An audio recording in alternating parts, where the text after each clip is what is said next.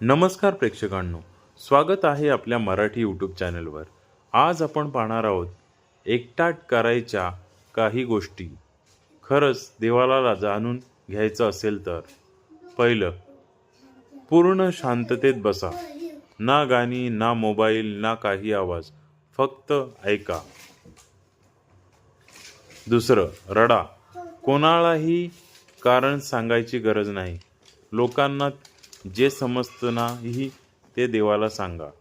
तिसरं, एकटं असताना मोठ्याने प्रार्थना करा। मनातलं खरं बोला, बनावट नाही। चौथं, पवित्र ग्रंथ हळूहळू वाचा। पोस्ट टाकायला नाही, मनाला जाणवायला। पाचवं, लांब फेरफटका मारा आणि देवाशी मित्रासारखं बोला। सहावं, ज्या प्रार्थना मोठ्याने बोलायला भीती वाटते त्या वहीत लिहा।